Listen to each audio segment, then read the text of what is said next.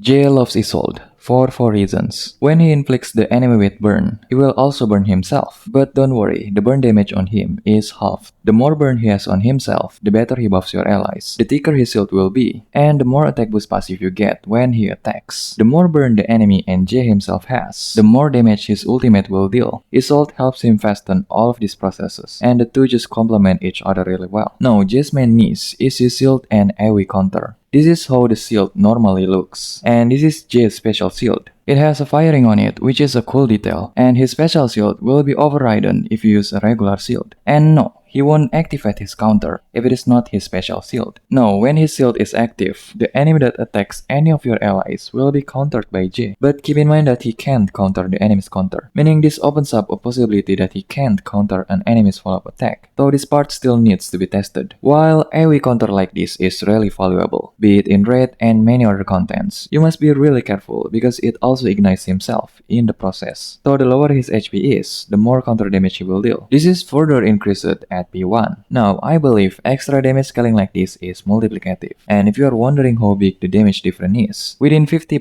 HP scenario, it is pretty big. P2 if you want him to get more attack boost from his passive, and the rest is a luxury. His only downside is, if the stage only hits you once per turn, like in Mars Creation, then it will slow his burn stacking, thus resulting in lower shield and lower S1 damage buff. Isolde's existence definitely helps him maintain and fasten the burn stacking, but if you don't have her, then you can either pair him with Spatoria or Ulu. Burst healers like Villa are pretty good depending on how often he will counter the enemies, and since you want to keep him on low HP, Daiki's clutch heal mechanic is also good for him. Otherwise, you can use DF, and make sure to not bring any other shielders. For the resonance build, make sure to shove as much crit and attack as possible. As for the pattern, if you want to make his shield slightly thicker, then go with the generalized one. And based on my tests, if you want his counter to deal more damage, then the incantation pattern is the best for you. His own 6-star Psycube that you can buy from the shop is already the best for him, mainly for the stacking attack percent boost, not for getting the damage boost that you can get from it.